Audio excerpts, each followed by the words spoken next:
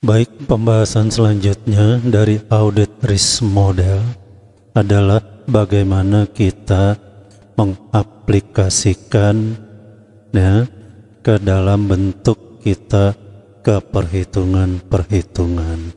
Ini. Jadi di sini ada audit risk model.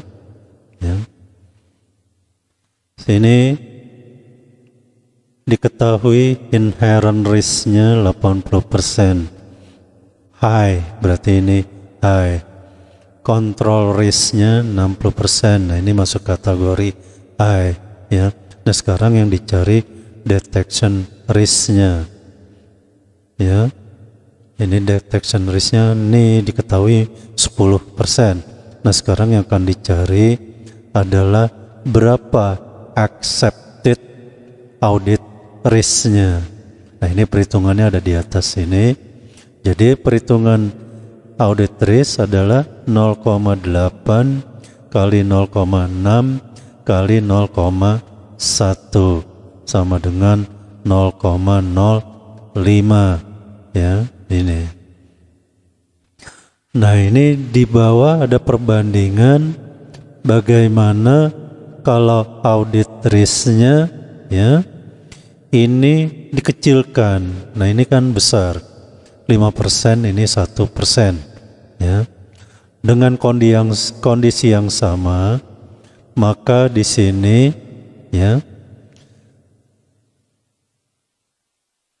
jika, ya, ininya ditetapkan 0,01, diturunkan dari tadi kan hasilnya 0,05, 5%. Nah, sekarang kalau hasilnya 0,05 ini atau 5% ini turunkan menjadi 1, jadi 1%. Ini berarti kalau 1% ini, ya, pekerjaan auditor itu akan nambah, ya. Pekerjaan auditor jadi berat, jadi pembuktiannya akan nambah. Nah, ini bisa dibuktikan bahwa detection risk-nya di sini akan naik, ya, di sini. Jadi kalau accepted audit risk-nya itu dikecilkan, ya, maka di sini detection risk-nya akan naik. Jadi kalau kondisinya di sini internal control dan inherent risk-nya, resikonya tinggi, maka di sini akan menyebabkan pekerjaan auditor itu akan nambah. Ya, jadi kalau di sini makin naik, itu makin nambah pekerjaan auditor. Jadi auditor itu merancang buktinya, merancang prosedurnya, merancang audit programnya, itu bakal pekerjaannya jadi ada tambahan. Karena dia harus benar-benar, ya, dalam pembuktian ini. Jadi audit risk model ini penetapannya, ya, atau memperhitungkannya adalah seperti ini. Bisa kita mencari accepted audit risk, ya.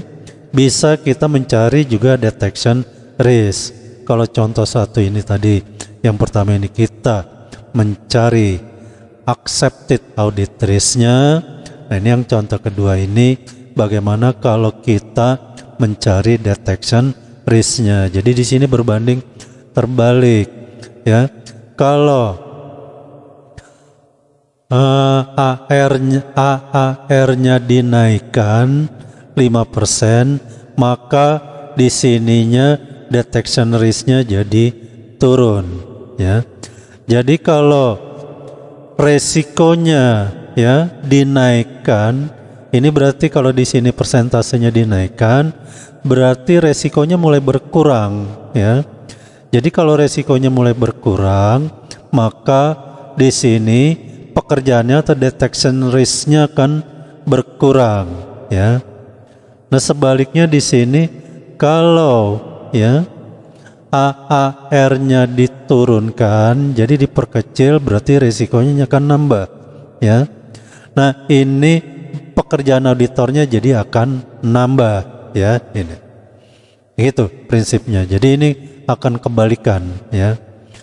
Jadi kalau ininya dinaikkan berarti resikonya turun ya.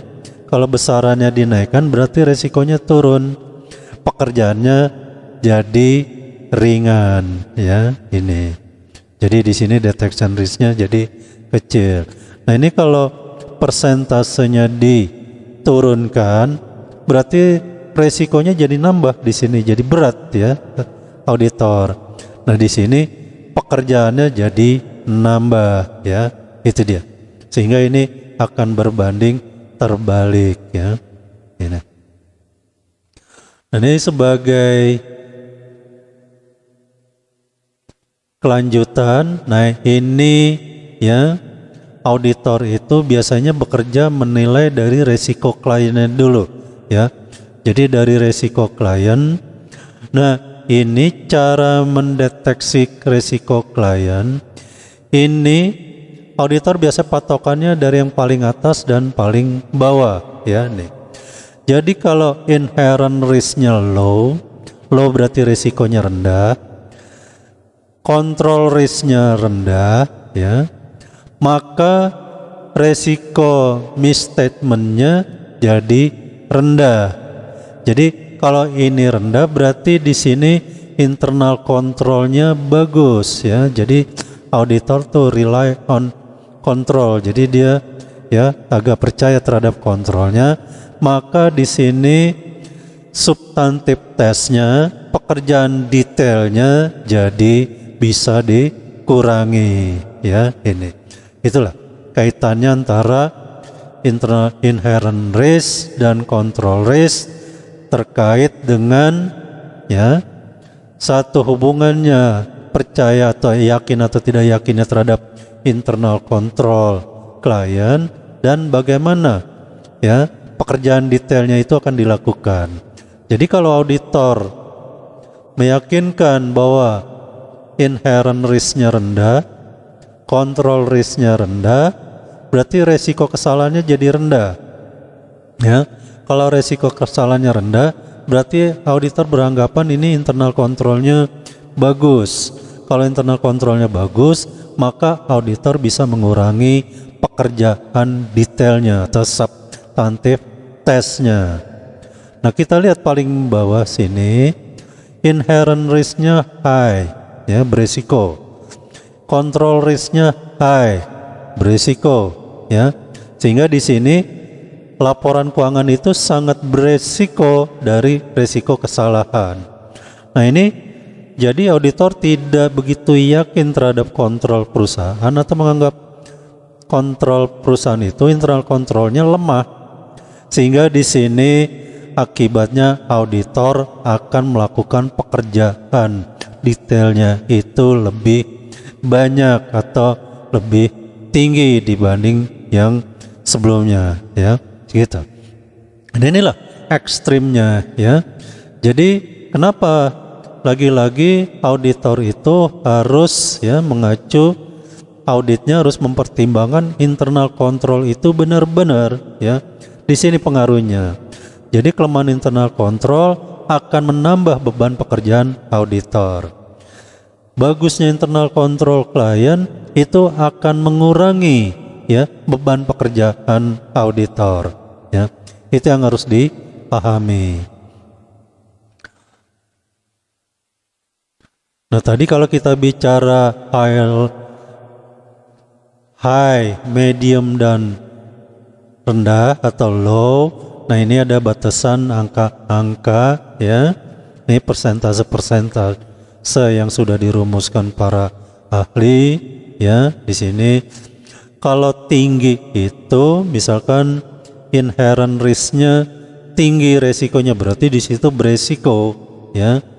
Nah, ini control risk-nya tinggi, berarti ini beresiko, ini mengandung kelemahan, ya. Nah, ini di sini kalau inherent risk angkanya sekitaran 60% ke atas, ya. Control risk ini beresiko kalau angkanya nilainya 40% ke atas.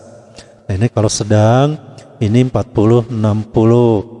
Inherent risk, control risk-nya antara 20, 40. Nah ini kalau rendah, yang menunjukkan bahwa internal controlnya baik, itu di bawah 40% untuk inherent risk-nya, control risk-nya itu di bawah 20%. Inilah acuan yang biasanya dipakai dalam praktek ya. Nah, ini ada lagi ya summary kaitannya antara ya resiko dengan bukti yang harus dikumpulkan ya. Biasanya di sini auditor melihatnya tuh dari resiko kliennya dulu ya. Tinggal nanti antara detection risk-nya dengan accepted audit risk-nya itu nanti auditor yang akan mempertimbangkan. Tapi di sini auditor akan pertimbangkan ya risk dari perusahaan dulu, inherent risk dan control risk ya. Nah, ini kita ambil dua contoh. Contohnya di sini inherent risk-nya low, berarti kan bagus. Control risk-nya adalah low, bagus ya. Nah di sini biasanya kalau di sininya bagus, maka resiko auditnya dikendorkan oleh auditor. Jadi kalau dikendorkan, ya itu persentasenya malah dibesarkan, gitu ya. Bukan diperkecil malah resikonya itu diperketat oleh auditor. Nah ini karena di sini bagus, maka di sini ya accepted audit risk-nya dikendorkan, berarti nilainya dinaikkan, ya dibesarkan. Tapi nggak boleh ekstrim besarnya ya. Nah ini normalnya praktek aja. Nah sehingga di sini juga ada detection risk-nya, biasanya juga cenderung angkanya besar ya, hasilnya besar. Nah ini kalau resiko kliennya kecil ya, terus di sini AAR-nya rendah, ini kaitannya dengan plan detection risk-nya, ini karena besar juga. Sehingga di sini dia menganggap resikonya jadi kecil. Nah ini karena resikonya kecil, ini maka pengumpulan bukti atau bukti-bukti yang dikumpulkan itu bisa lebih sedikit ya, bisa dikurangi ya perolehan buktinya. Jadi di sini auditor nggak terlalu banyak meriksa sampai detail sekali ya. Jadi ada bagian-bagian pekerjaan itu yang dikurangi, sehingga akibat ada bagian pekerjaan yang dikurangi, di sini bukti yang dibutuhkan juga yang dicari juga enggak banyak ya, bisa dikurangi atau dikatakan lebih sedikit. Nah, ini berikutnya adalah ya yang nomor 3 ini inherent risk-nya beresiko, jadi lemah dia ya, tadi juga udah kita bahas. Nah ini control risk-nya apalagi lemah juga ya, nih di sini. Nah ini kalau kita sudah bicara resiko di kliennya itu lemah sekali, biasanya auditor akan mengketatkan auditnya, sehingga di sini AAR-nya dikecilkan, low. Di sini tadinya 5% dijadikan 1% atau 0,5%. Nah ini diperketat ya, sehingga juga nanti detection ya, plan detection risk-nya juga nanti angkanya akan kecil ya. Nah kalau angkanya kecil berarti di situ ada beresiko. Nah sehingga di sini bukti yang dikumpulkan itu atau bukti yang diperiksa itu lebih banyak ya. Inilah aplikasi dari ya audit risk model, bagaimana auditor menentukan resiko di klien dan bagaimana auditor menentukan accepted audit risk-nya, terus bagaimana auditor akan menghitung plan detection risk-nya kaitannya dengan pembuktian ya. Sehingga dapat dikatakan kalau internal kontrolnya bagus, maka bukti yang dikumpulkan adalah sedikit ya. Nah di sini kalau ya resiko di kliennya itu besar ya, maka ya di sini bukti yang dikumpulkan itu adalah banyak ya.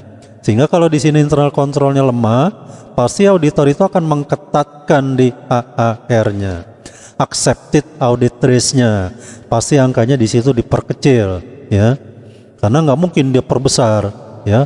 Itu resiko salah memberikan pendapat lebih besar. Misalkan di sini dikasih angka 5%, jadi error itu dibiarin aja ya. padahal internal kontrolnya jelek ya tuh. Nah di sini resiko auditor memberikan pendapat salahnya itu lebih tinggi ya nih. Inilah pembahasan kita tentang ya resiko audit sampai aplikasinya ke audit risk model ya.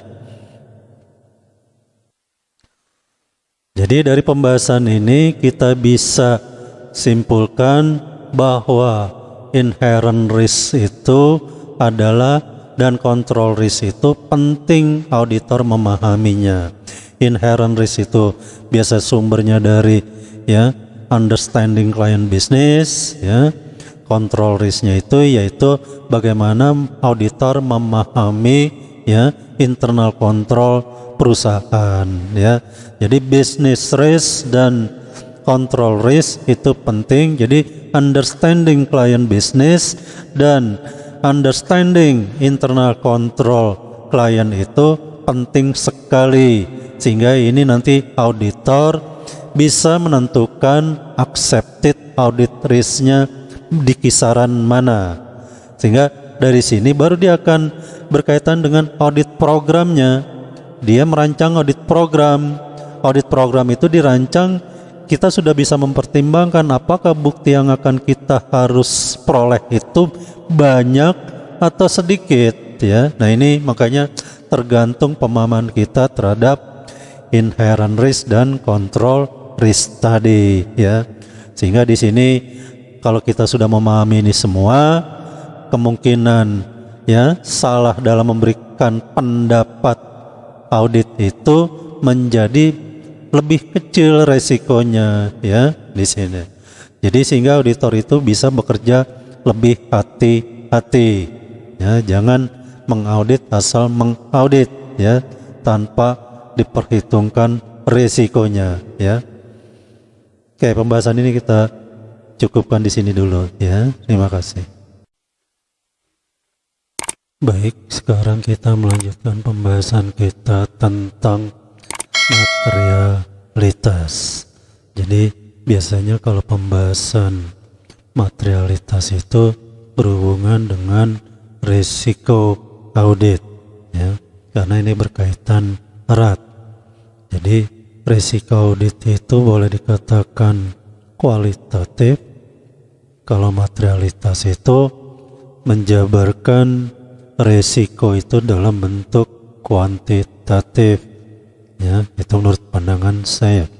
Jadi di sini materialitas adalah besarnya informasi akuntansi yang apabila terjadi penghilangan atau salah saji dilihat dari keadaan yang melingkupinya mungkin dapat mengubah atau mempengaruhi pertimbangan orang yang meletakkan kepercayaan atas informasi tersebut ya.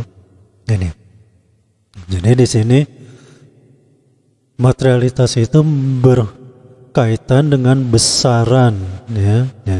Besaran penghilangan atau salah saji ya, jadi penghilangan informasi atau salah saji yang itu nanti dapat mempengaruhi pertimbangan orang dalam mengambil keputusan ekonomi ya. Jadi di sini besarnya penghilangan itu seberapa besar. Nah itu ya, inilah yang akan dihitung ya. Jadi dari satu laporan keuangan itu ya, berapa sih yang dianggap material sehingga orang tuh, oh laporan keuangan ini saya nggak bisa meyakini percayaannya nih ya, kayaknya laporan keuangan ini nggak bisa dipercaya tuh ya gitu. Nah ini seberapa besar tuh kira-kira ya nilainya. Inilah dalam materialitas ini mencoba menghitung ya, cara menghitung bagaimana ya itu nilai salah saji itu dianggap material ya, sehingga kalau salah sajinya itu melebihi angka materialitas itu, maka laporan keuangan itu dianggap tidak wajar, ya, tidak bisa dipakai sebagai pengambil keputusan ekonomi, ya. Itu karena di situ mengandung kesalahan, ya. Nah, ini sudah ya dipakai, diterapkan dalam auditor merumuskan ya atau menghitung besaran salah saji yang bisa diterima oleh auditor bahwa laporan keuangan ini ya bisa dianggap wajar gitu ya. Nah, ini materialitas ini ya, kalau kita bicara audit risk model ya, maka inilah sebetulnya accepted audit risk ini ya. Cuman accepted audit risk ini ditentukan dengan angka relatif, yaitu bentuknya persentase. Nah, sementara nilai materialitas itu ya dengan menggunakan angka absolut sebagai dasar ukurnya. Jadi bukan nilai relatif ya. Ini yang perlu diketahui. Jadi materialitas itu adalah satu besaran untuk mengukur ya, boleh dikatakan apakah laporan keuangan ini dianggap wajar atau tidak. Nah, besaran ini oleh auditor dihitung berdasarkan nilai accepted audit risk yang telah ditentukan. Misalkan menurut auditor dia mau 1% misalkan. Nah, sekarang pertanyaannya dari mana nilai 1% tersebut? Begitu ya. Menghitung dari mana ya? Nah, ini dalam praktek ya bisa dasar kuantitatif dalam menentukan materialitas bisa kita pakai dari angka total aktiva. Bisa pakai total pendapatan ya. Laba bersih sebelum pajak, laba bersih operasi yang berkelanjutan ya. Ini laba kotor, rata-rata laba bersih sebelum pajak selama 3 tahun. Nah, inilah bisa dipakai untuk menghitung sebagai dasar nilai materialitas. Cuman auditor waktu menentukan pemakaian angka-angka ini harus ada dasar ukurnya. Kenapa? Atau alasannya kenapa dia memakai dasar salah satu di antara ini. Jadi dia menerapkan di antara salah satu ya angka-angka yang ada dalam ya keterangan ini ya. Ini ada juga ya nih pemakaian tadi menentukan persentasenya terkadang itu menjadi debatable ya. Jadi kalau auditor sudah ditanya materialitas dasarnya dari mana ya, ini maka kadang-kadang menjadi debatable. Itu biasanya auditor marah kalau angka nilai materialitasnya dipermasalahkan. Nah, biasanya dia harus adu argumentasi. Sehingga di sini makanya auditor waktu menetapkan nilai materialitas harus punya dasar yang kuat ya. Nah, ini pedoman menentukan materialitas awal. Jadi kenapa materialitas awal? Nah, ini materialitas awal ini ditentukan dalam perencanaan audit yang kita hitung pertama kali. Nah, ini menghitungnya auditor harus punya atau sudah punya laporan keuangan perusahaan. Ini biasanya nilai materialitas tidak mungkin bisa dihitung kalau auditor tidak pernah terima laporan keuangan perusahaan yang diaudit ya. Nah, ini dasarnya baru dia akan menentukan melihat kondisi keuangan perusahaan ya. Nah, ini baru bisa menentukan misalkan klien yang kondisi keuangannya stabil, menghitungnya 5% atau sampai 10% dasarnya. Dari mana? Dari laba bersih sebelum pajak. Nah, ini klien dengan kondisi keuangan tidak stabil atau break even, ya. Menghitungnya 0,5 sampai 1%. Dari mana? Dari pendapatan, ya. Klien masih dalam bisnis tahap pengembangan, 0,5% sampai 1% dari total aktiva. Klien yang mengalami kerugian berturut-turut dan mengalami likuiditas, ini 1% sampai 5% dari total ekuitas. Nah, ini problemnya bagaimana? Kalau ekuitasnya negatif, ya, hitungnya gimana, ya? Berarti dari nilai negatif dipositifkan, gitu ya. Nah inilah dasar untuk menentukan nilai materialitas, ya. Nah, ini sekarang bagaimana planning materiality, ya, atau materialitas itu kan dalam bentuk rencana yang dihitung di awal. Jadi planning materiality adalah materialitas yang ditentukan dalam pembuatan rencana audit. Materialitas yang dihitung pada awal perencanaan. Nah, ini sebelum ini, ya, perhitungan materialitas itu menggunakan tabel, ya. Nah, ini nanti kita coba lihat bagaimana cara menghitung tabel dan bagaimana dibandingkan dengan yang banyak auditor terapkan, ya. Nah, ini nah, kita coba lihat ke tabel. Nah, ini perhitungan materialitas dengan menggunakan tabel. Nah, ini biasanya kalau auditor ini agak, ya, misalkan khawatir nanti penentuan materialitasnya itu dipermasalahkan, jadi biasanya auditor itu memakai tabel saja, ya. Cuma ini permasalahannya tabel ini, ya, yang dibuat ini adalah dengan menggunakan mata uang dolar. Nah, permasalahan di kita ini di Indonesia ini harus dalam bentuk rupiah. Jadi bagaimana mengkonversi tabel ini ke dalam bentuk nilai rupiah? Nah, ini problem, ya.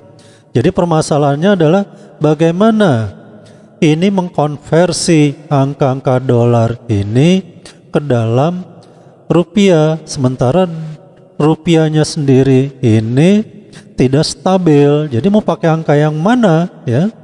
Kalau dolar kan dipakai dolar, ya itu nggak ada nilai naik turun, ya. Sementara kalau rupiah naik turun, bahkan cenderung naik atau melemah. Nah, ini pakai angka yang mana mau dipakai? Pakai angka 31 Desember misalkan. Nah, ini nggak segampang itu. Nah, ini biasanya yang mengkonversi ini pengalaman adalah menggunakan tenaga ahli statistik yang backgroundnya ahli statistik. Nah, itu tidak mudah mengkonversinya, ya. Nah, ini sehingga ini agak kesulitan kalau kita memakai, ya, angka tabel ini, ya. Tapi coba, sebetulnya mudah menerapkannya. Kita lebih mudah menerapkannya, ya, dengan menggunakan tabel ini. Jadi bagaimana cara menggunakannya? Nah, ini yang perlu diketahui variabelnya adalah berapa nilai total aktiva, ya, pada saat menghitung. Berapa total pendapatan? Contohnya di sini USD-nya 950, di sini pendapatannya 925. Nah, dari angka ini maka dibandingkan mana angka yang lebih besar di antara kedua angka tersebut, ya. Nih. Jadi kalau kita lihat di sini adalah total aktiva karena 950. Pendapatan 925, sehingga angka yang dipakai dasar menghitung materialitas adalah angka, ya, total aktiva, ya. Di sini berarti total aktiva yang dipakai angkanya. Nah, sekarang bagaimana menerapkannya? Nah, kita lihat di tabel angka 950 juta ini di tabel itu adanya di mana ya? Nah ini kalau kita lihat angkanya di antara 300 sampai 1 billion ya nih. Nah di samping itu ada angka dasarnya. Jadi ini perkembangan tabelnya, tingkatannya. Nah nanti angka basicnya di angka ini ditambah kali nilai eksesnya gitu ya.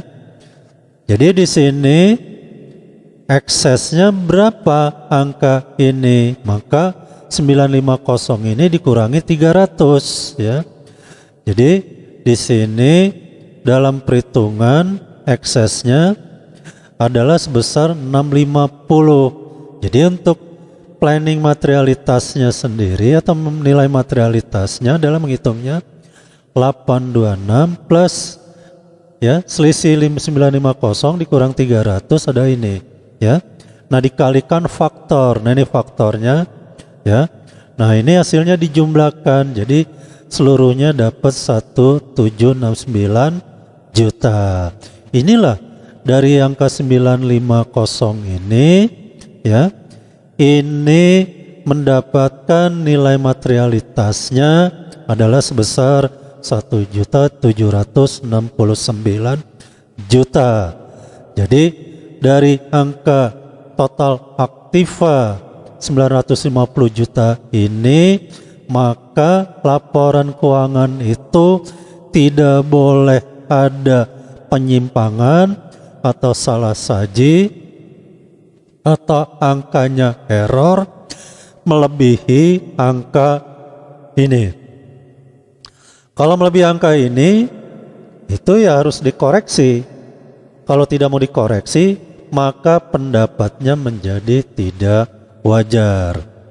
Nah kalau kita lihat angka materialitas ini dibandingkan total aset ini dalam persentase ini 0,18%.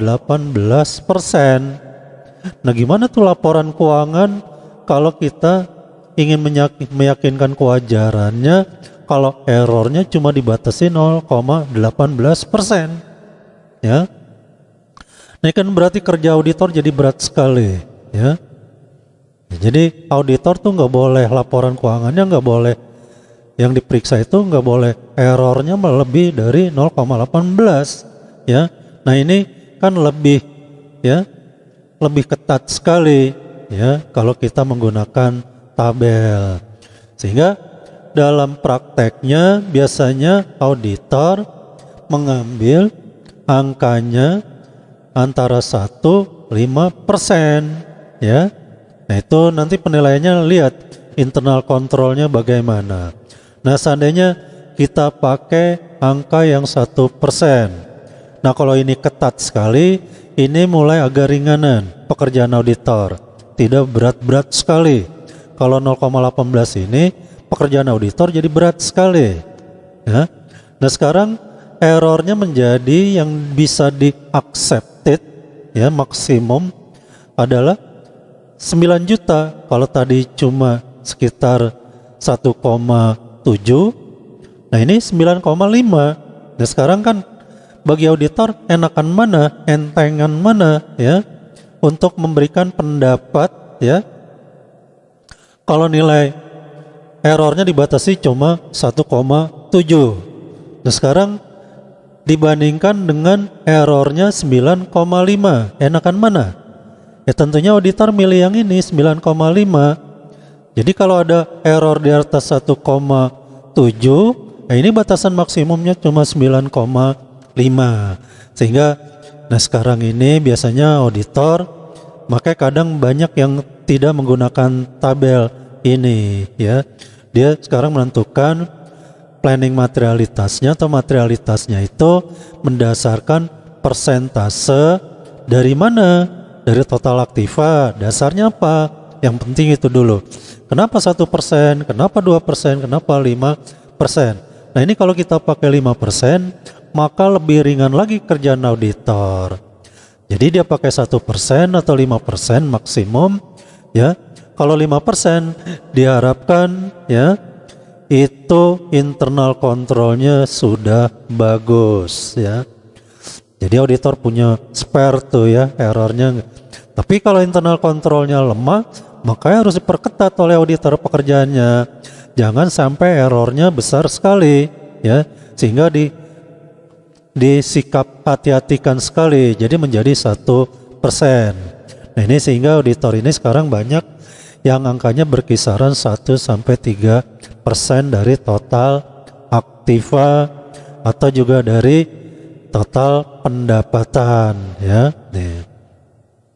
Tadi kalau kita lihat sebelumnya kan di sini kalau pakai total pendapatan antara 0,5-1%. Total aktiva 0,51%. Jadi biasanya auditor milih yang 1%-nya supaya agak renggang sedikit, pekerjaannya agak lebih ringan gitu, ya. Yang penting dasar pengambilan kebijakan penentuan nilai materialitas itu harus dibuatkan dokumentasinya. Alasannya kenapa tuh, ya? Nah, dilihat kondisi keuangannya, dilihat internal kontrolnya, dan dilihat aspek-aspek lainnya, ya. Itulah cara menghitung nilai materialitas. Jadi di sini kalau menggunakan tabel, maka dia persentasenya kecil sekali, ya. Nah ini jadi agak berat. Ini kan juga di bawah 0,5. Kalau di bawah pakai 0,5 masih mending, ya. Ini 0,2 gitu, ya, masih ketat sekali. Pekerjaan auditor jadi berat sekali. Nah ini kalau pakai 1%, ini agak ringan, errornya bisa dikembangkan batasan maksimumnya, ya. Sehingga tadi kalau kita lihat kenapa ada 0,5%, mungkin diambil di tengah-tengahnya. Kalau auditor mau sampai ke 1%, auditor harus yakin internal kontrolnya tidak ada masalah, ya.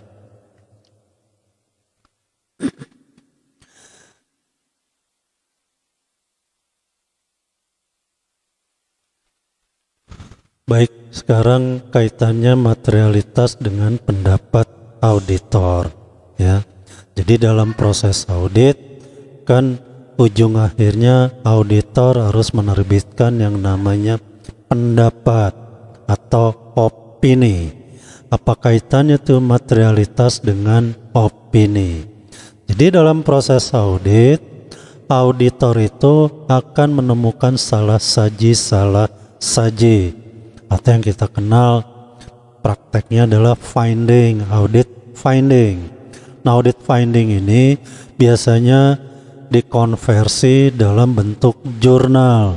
Nah, jurnal itu nanti ada angka-angkanya, ya.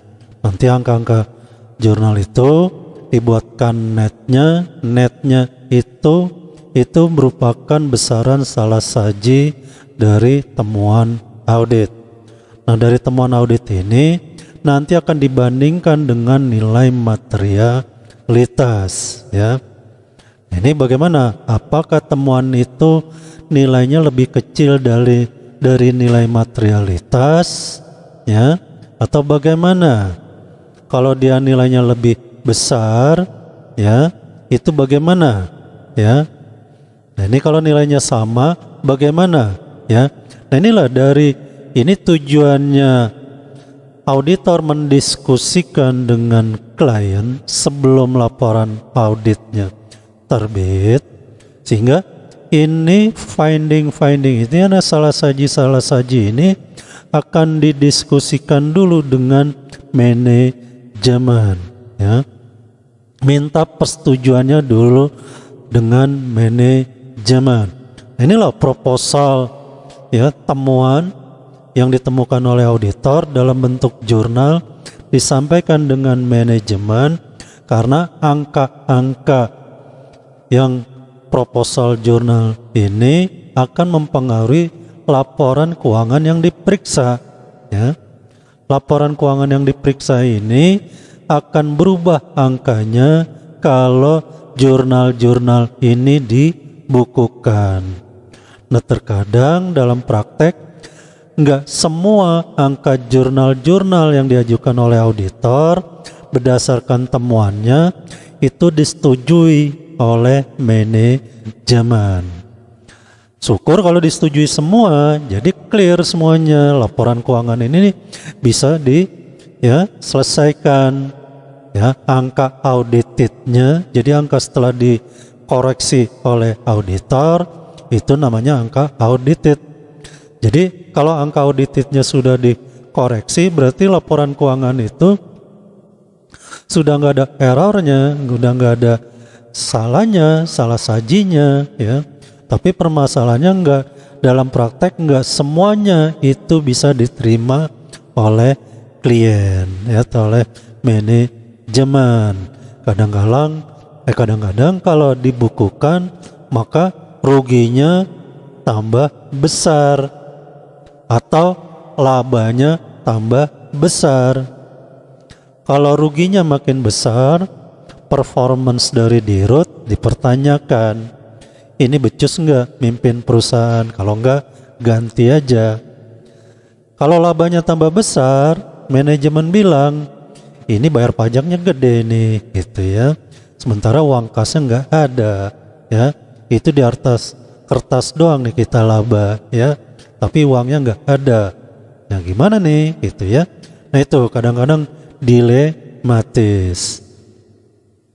Nah, ini jadi kalau angka salah sajinya itu lebih besar ketimbang nilai materialitas, ya. Nih, jadi angkanya lebih besar, maka ya ini kalau tidak mau dikoreksi, ya, itu, maka auditor akan memberikan pendapat tidak wajar, ya, adverse, ya. Nah, kalau koreksinya, ya, atau salah sajinya melebihi nilai materialitas, ya, itu mau dikoreksi semua, maka pendapat auditornya menjadi WTP, ya. Nah, bagaimana kalau angka koreksinya yang disetujui di bawah nilai materiality ini, tapi mendekati angka materialita ini, ya, materialitas ini, ya. Nah, itu akan dilihat auditor. Mungkin pendapatnya ada disebut namanya kualifikasi. Ya, mungkin angkanya besar mendekati ini mau dikasih WTP, gitu ya. Pasti nanti ada bagian yang itu dikualifikasi, ya, itu. Jadi kemungkinannya adalah ini. Kalau dia mau dikoreksi semua, ya, minimal dikoreksinya sedikit aja tinggalnya, ya. Nilainya disebut oleh auditor tidak material. Ada bagian yang tidak mau dikoreksi, tapi bagi auditor dianggap tidak material, ya, jauh angkanya dari nilai materialitas ini. Nah, ini auditor berani, ya, memberikan pendapat WTP, ya, ini. Nah, itu kalau tidak mau dikoreksi seluruhnya angkanya di atas materialitas ini, maka pendapatnya menjadi adverse, ya. Nah, begitu. Jadi nanti pendapat bisa berkisaran WTP, qualified, dan adverse atau disclaimer, ya. Nah, ini disclaimer juga tidak bisa memberikan pendapat kalau yang diperiksa itu banyak yang, ya, angkanya yang nggak diperiksa itu melebihi nilai materialitas. Nah, itu bisa dikasih disclaimer. Nah, ini kalau keterangan tambahan khusus ada WTP plus, ada yang ini kemarin sudah kita bahas di pendapat auditor, ya. Nah, ini terkadang kita lihat di sini ada revisi materialitas. Jadi biasanya waktu pertama kali dihitung, ya, materialitas itu disebut planning materiality. Inilah sebagai dasar auditor menentukan perencanaan audit untuk melaksanakan audit. di pekerjaan lapangan. Tapi setelah dilakukan ya audit programnya dieksekusi, loh dilihat ini angkanya kok mempengaruhinya signifikan sekali ya. Makanya auditor coba koreksi gitu ya. Biasanya dicoba koreksi auditor, terus dilihat dibandingkan angka laporan keuangan awal ya. Loh kok ini terjadi perubahan signifikan, maka dari sini bisa auditor melakukan revisi materialitas. Jadi setelah berjalan dilihat ya, ini bisa aja terjadi waktu planning itu dia pakai laporan keuangan interim di bulan September, ternyata waktu pekerjaan lapangan dilakukan kok ini angkanya berubahnya jauh sekali, maka itu misalkan angkanya per 31 Desember ya. Ini kok angkanya berubah besar sekali ya, bergeser jauh sekali. Nah itu makanya nilai materialitasnya akan dihitung ulang. Contohnya mungkin kalau kita mengaudit sekarang nih bulan-bulan sekian ini ya, mungkin auditor mendasarkan ya, misalkan memeriksa BUMN, bank, perusahaan TBK, mungkin dia mendasarkan laporan keuangannya pakai laporan keuangan interim ya, mungkin laporan bulan September. Nah ketika nanti ini bulan Desember muncul laporan keuangannya, dilihat oleh auditor dibandingkan dengan bulan September tadi, loh kok banyak berubah gitu ya. Nah ini makanya ini nanti nilai materialitasnya bisa dihitung ulang.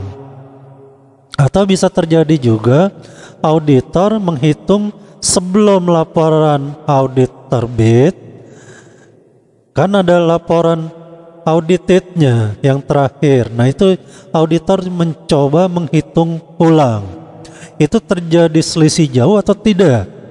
Kalau selisih jauh maka akan direvisi tuh perhitungannya. Jadi auditor sebelum rilis ya laporan audit dia akan periksa lagi, jangan-jangan ada perkiraan yang belum diperiksa nih ya.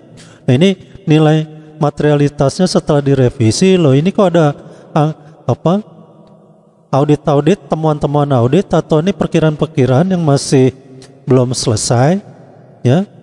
Ini kok ini kayaknya dampaknya berpengaruh. Nah ini makanya bisa dilakukan revisi nilai materialitas. Jadi nilai materialitas itu dihitung pada saat perencanaan audit, diterapkan pada pekerjaan lapangan, diterapkan juga nanti pada saat reporting. Jadi sebetulnya materialitas itu dihitung dari awal dan dipakai sampai akhir audit, sampai laporan auditnya terbit ya. Nah ini untuk menggambarkan supaya gampang membayangkannya. Nah ini kita coba lihat pakai ya grafik ini ya.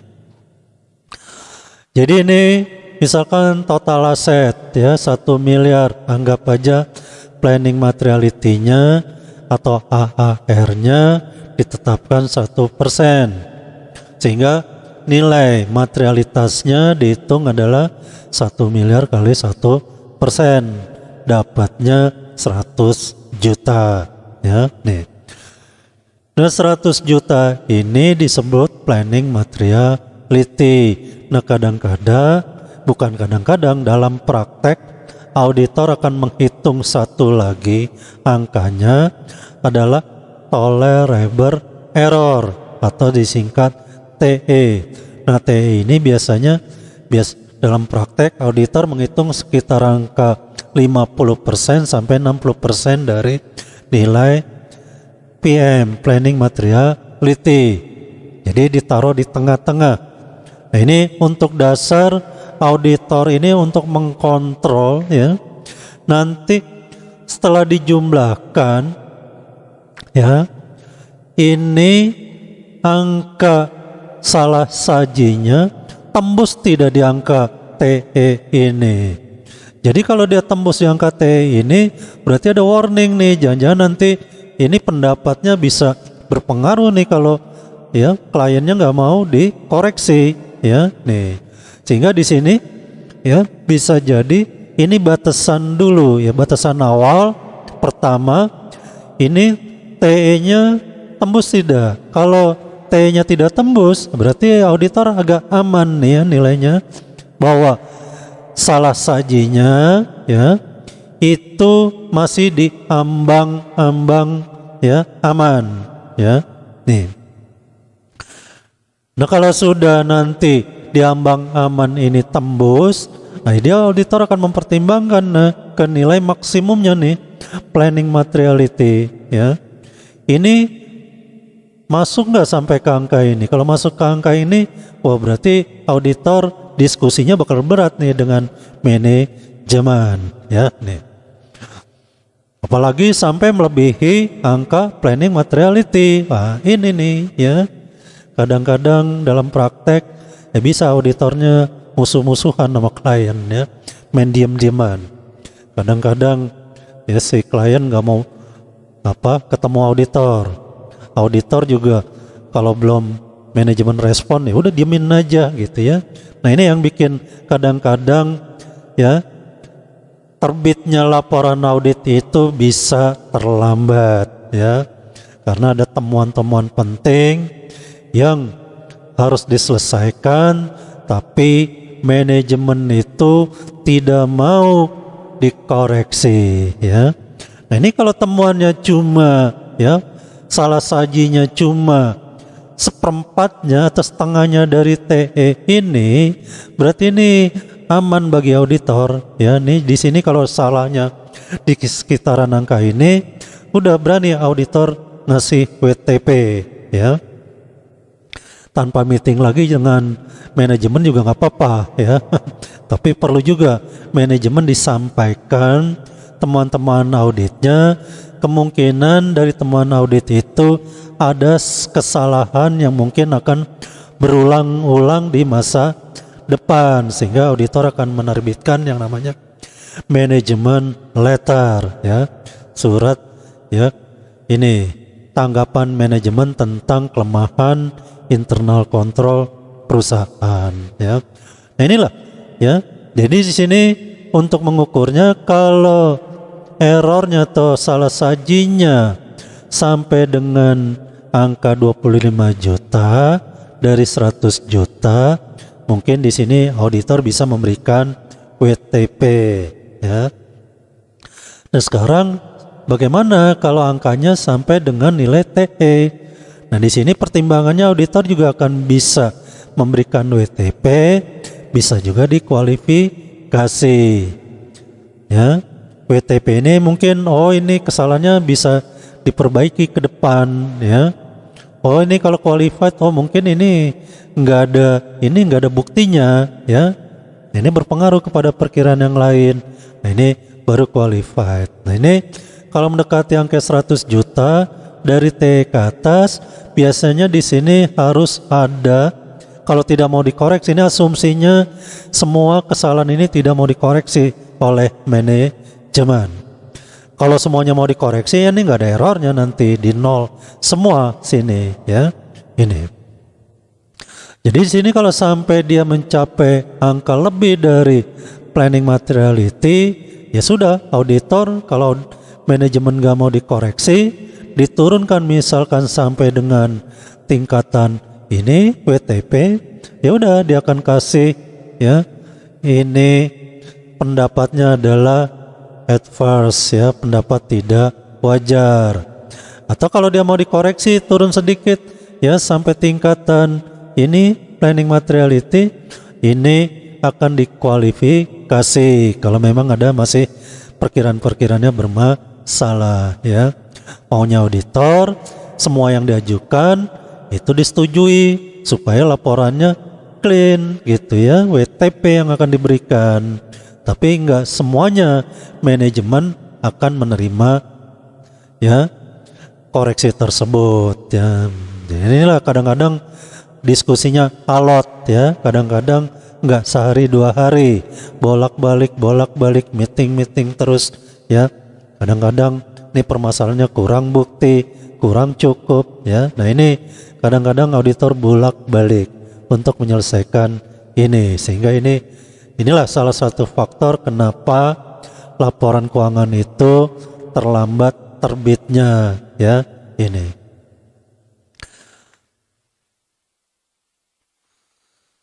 Nah, ini salah satu yang dapat ditoleransi atau tadi kita bahas tentang TE tadi, tolerable error, ya adalah jumlah pertimbangan awal mengenai materialitas yang dialokasikan ya ke akun-akun dalam laporan keuangan. Salah saji yang diterima ini dapat sekitar 25% sampai 75%. Ini ketinggian, biasanya antara 25 sampai 50% dari materialitas awal. Ini ya nilai yang 885 ini tadi 50% kali 1769, kita anggap aja 50%, dapat angka 885. Nah, ini angka 885 ini akan didistribusi berdasarkan porsinya ke angka-angka yang ada di dalam laporan keuangan. Jadi nanti misalkan kas dibanding total aset dikalikan nilai ini, ya, itu dapat angkanya berapa, ya. Nah, itulah sebagai dasar di perkiraan kas tidak boleh ada angka salah, ya. Bukan ada angka salah, tapi itu tanda-tanda warning kalau ada kesalahan di atas angka yang sudah didistribusikan tadi. Di situ bisa mengindikasikan perkiraan itu tidak wajar, ya. Jadi karena ada koreksinya besar sekali. Kalau tidak mau dikoreksi, nah itu nanti perkiraan itu menjadi tidak wajar. Nah itu makanya ada perkiraan-perkiraan yang dikualifikasi, ya, karena di situ ya errornya melebihi angka distribusi dari error tersebut, ya. Nah, ini kalau kita baca buku yang baru dari Aarons ini, pengertiannya tidak jauh beda dari yang namanya materialitas kinerja, ya. Ini nanti coba lihat di bukunya, ya. Ini yang disebut materialitas kinerja karena akan distribusi ke akun-akun dalam laporan keuangan, ya. Ini juga bisa kita lihat hubungan antara materialitas dengan jenis opini.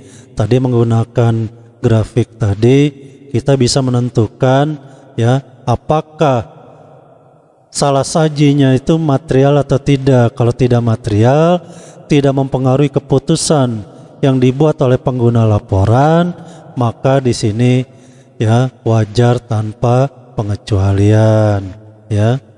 Nah, ini kalau dia material mempengaruhi keputusan pengguna laporan, maka ini wajar dengan pengecualian. Kalau dia sangat material, ini sebagian besar seluruhnya mempengaruhi keputusan pengguna laporan keuangan, maka ini tidak memberikan pendapat atau pendapatnya tidak wajar. Nah, inilah hubungan antara materialitas dengan jenis opini, ya, jenis pendapat. Nah, ini mungkin pembahasan kita cukupkan sampai di sini dulu.